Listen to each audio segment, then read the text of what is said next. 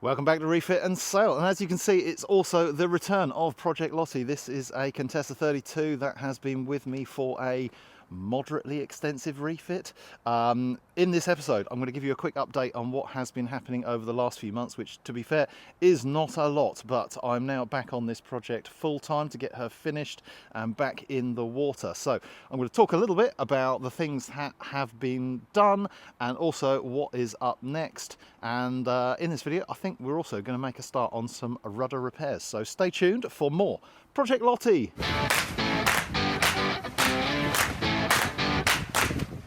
So this is a working boatyard, and I've just had to move my camera because that man there has to do an actual real job.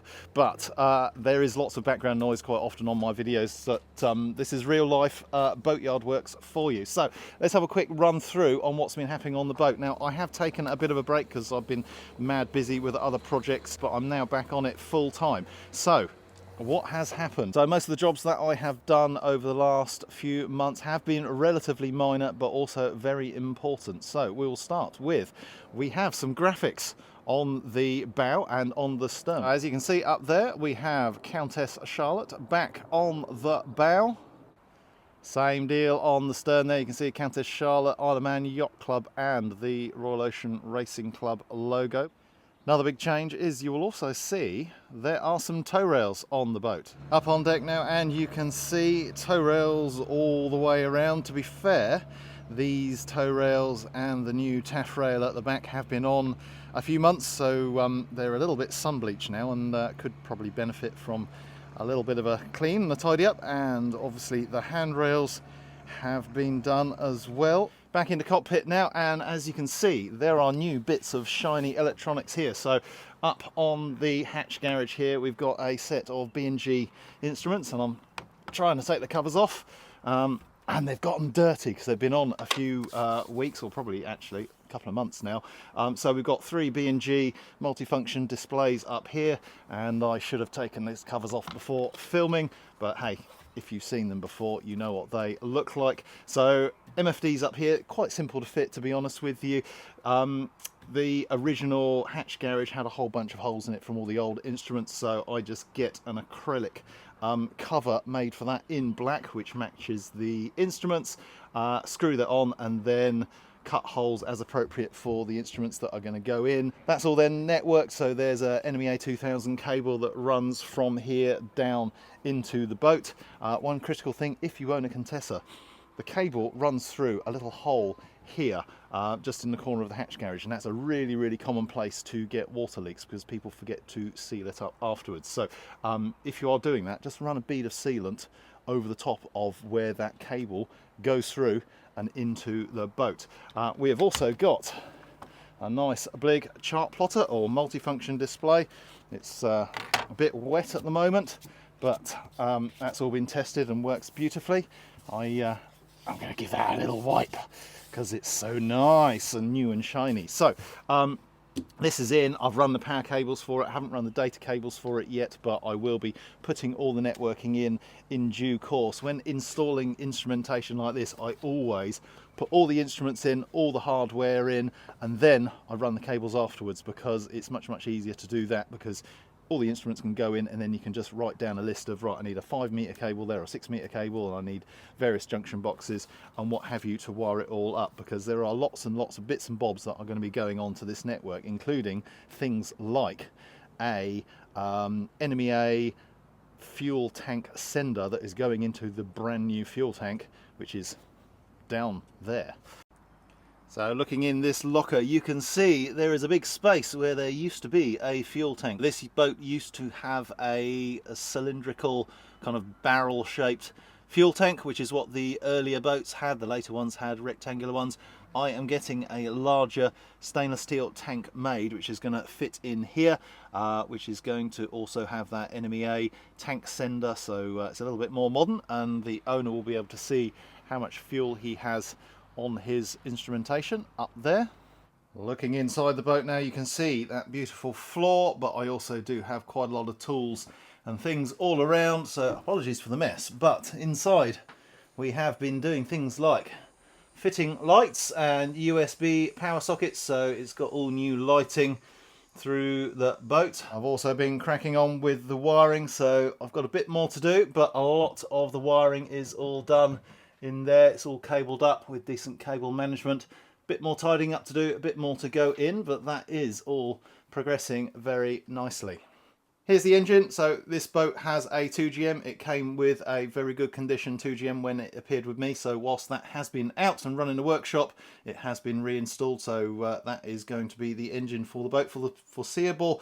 But I have been doing some of the re-plumbing in there, both electrically and in terms of the water, but I've still got a bit of finishing off there in terms of drive line, so the prop shaft isn't in, the exhaust isn't on, and I've got to run some of the cooling hoses and a anti-siphon in there. Also all the fuel lines, but I'll do all the fuel lines and the fuel filter. Primary fuel filter will go in there somewhere once I have got that brand new fuel tank to go into the locker.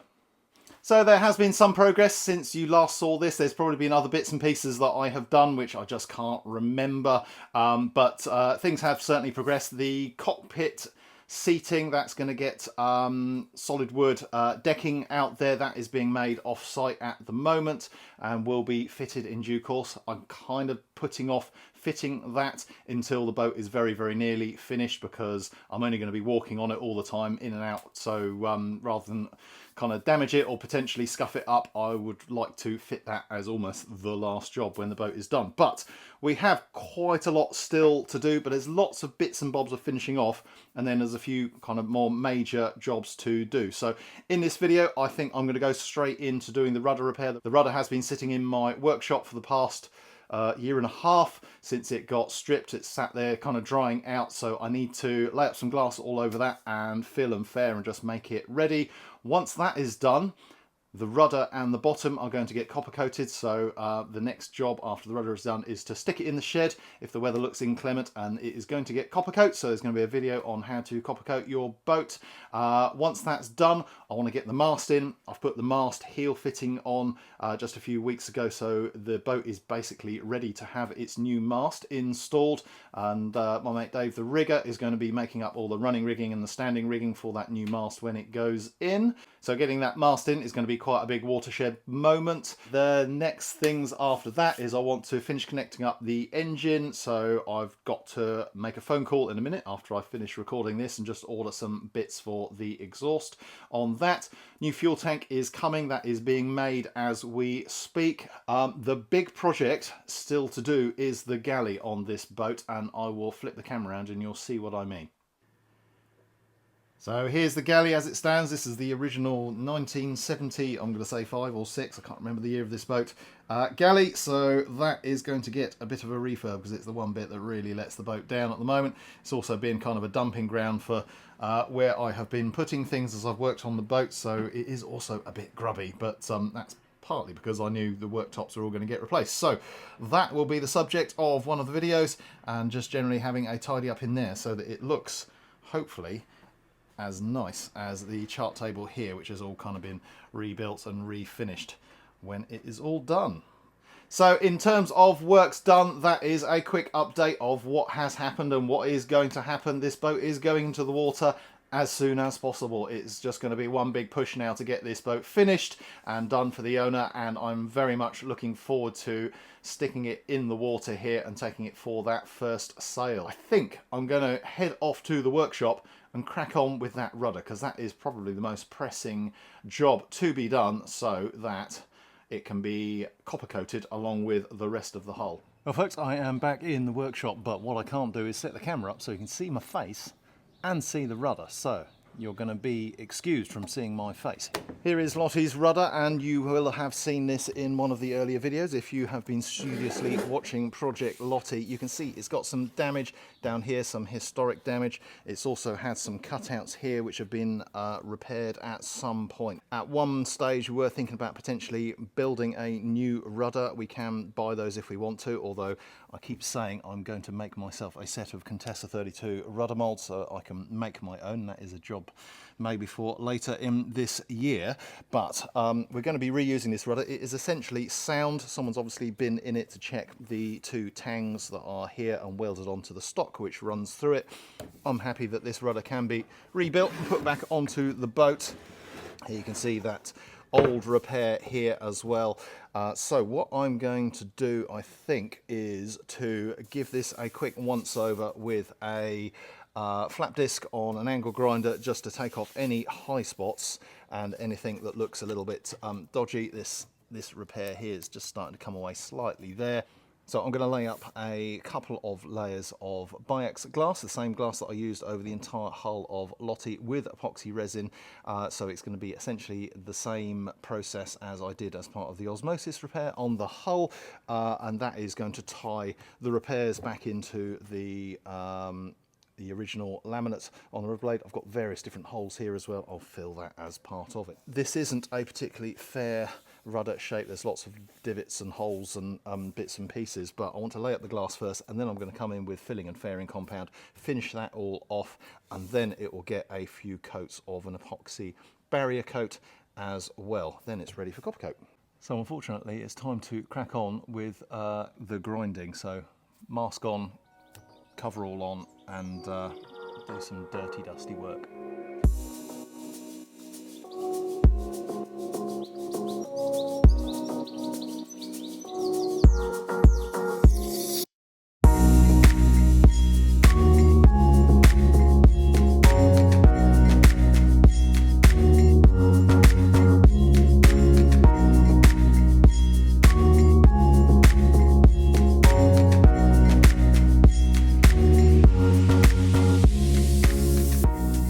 Workshop now with the rudder. This has had a good bit of prep outside, and it's all had a wipe down with acetone just to clear off any dust, any dirt, anything that might be a problem when we start putting some glass and some filler on here. What I'm going to do, rather than laying up glass straight over the top of this, there are quite a few little divots, holes, little bits of damage that need filling first. So I'm going to mix up some thickened epoxy and just put a smear of that in all the places that need it on both sides. I've got it set up here so that I don't need to move it now, and once that's done, I'm hoping I can just do a little bit of hand sanding to clean up any bits that need it, and I can just lay up the glass straight over the top here without having to move anything. Got plastic underneath so any drips will get caught. So that is the plan. I'm using epoxy rather than polyester on this job because as part of the osmosis treatment on the hull, I built up a layer of glass and epoxy on it before then filling and fairing, and then putting the epoxy barrier coat on the top of that. So I'm basically going to do the same thing again, because I'm going to be using epoxy products on top as the finishing coat for this rudder. It makes sense to use epoxy products the whole way through. So I'm going to mix up some epoxy, thicken it with probably just some colloidal silica, and squeeze it in all these little holes and any little bits that are just a bit too kind of cratery. I can't think of what the best word is, but yeah, there are a few little craters on here and little nicks and damages where it's going to be difficult to get the glass to go in and adhere to it. So we're going to fill all of those and then have some lunch, put some heating on in here, and hopefully by the time I come back in a few hours I'll be able to lay up the glass, then let that cure overnight.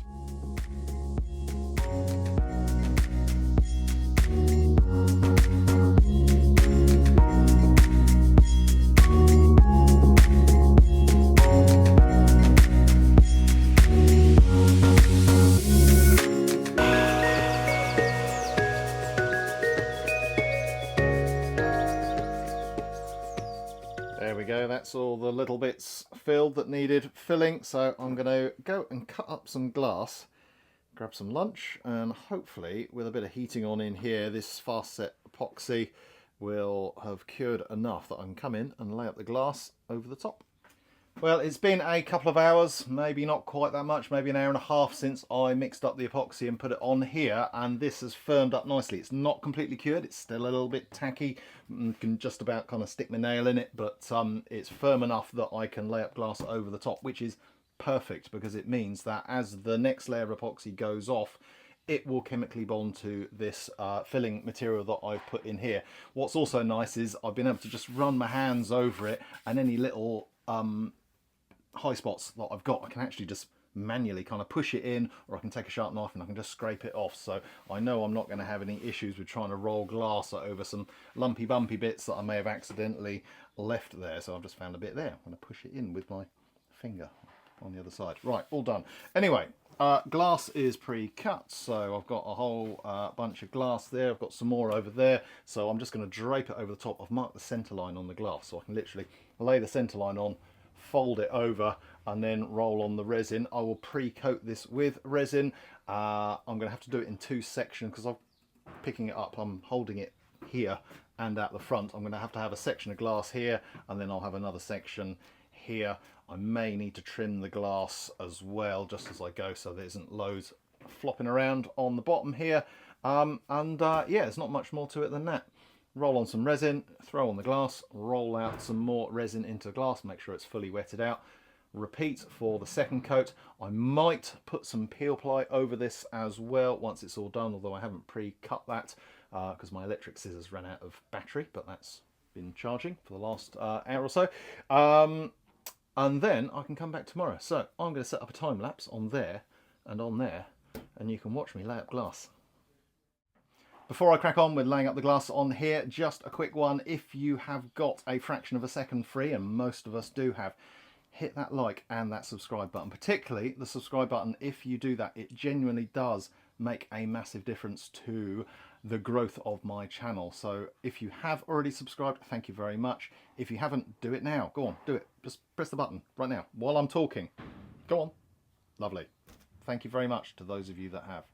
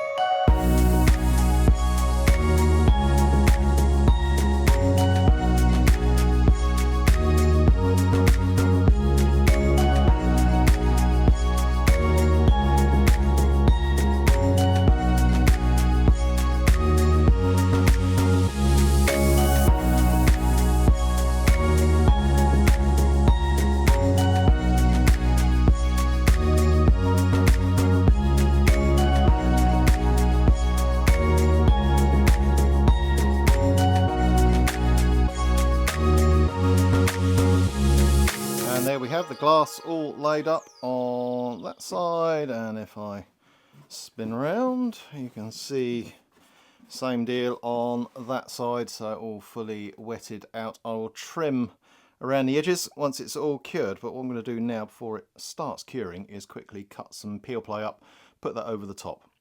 So if you haven't heard of peel ply before, it is this stuff. I buy large rolls of it. It's polyester, I think. Basically epoxy doesn't stick to it, but it will soak through it slightly, and so what we can do is we can lay that over the top of the glass, and a little bit of the resin will come through here, but once it's all cured we can rip it off. Why do we do that? There's 2 reasons. This particular epoxy doesn't suffer from amine blush. It's really good stuff, which is why I use it.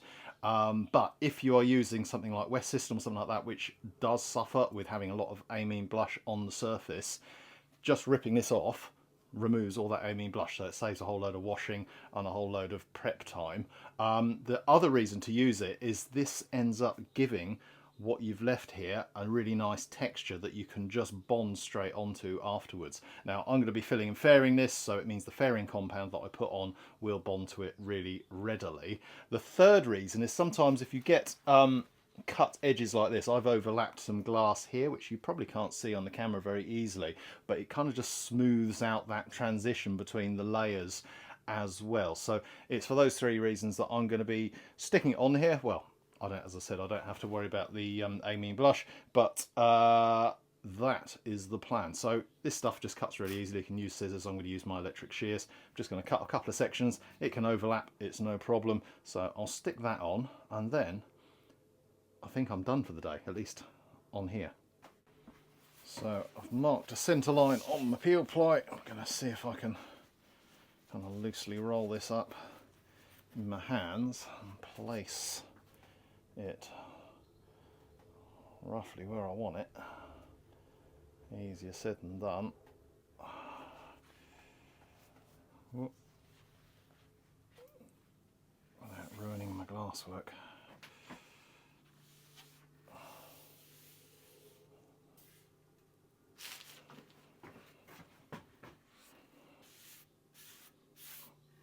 Might have made it too short on one side. Oh no, that's okay.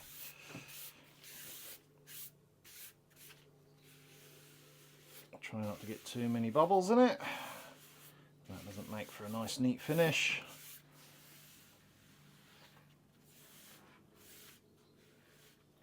I'm just trying to smooth it out with my hand. I'm going to need a bit extra there, but that's fine. And I'm going to bring this episode to a close here. I know that a lot of my viewers like to see all the detail, so rather than make this a really long video, I'm going to split it into two. So there's going to be part 2 of the rudder video coming maybe next week once I've got it finished. So you're going to see filling, fairing, lots of sanding if that's your thing. There is going to be the barrier coat application, and then I'm probably going to need to make, because I haven't done it yet, probably going to make some new bearings to go into the boat for the rudder. So stay tuned for that in part 2. Thank you very much for watching. If you want to support the show, there is that link down in the description. It's a PayPal link where you can buy me a beer. It helps keep the lights on in the show. It helps pay for my replacement microphones when I drop them into the Mediterranean, for example. And if you don't want to do that, that's no problem at all, but please do give me a thumbs up and hit the subscribe button. It genuinely does make a massive difference to how my channel grows. So if you have done those things, thank you very, very much, and thank you to those that do donate on the PayPal link down below. Right, that's enough from me. See you next time. Bye bye.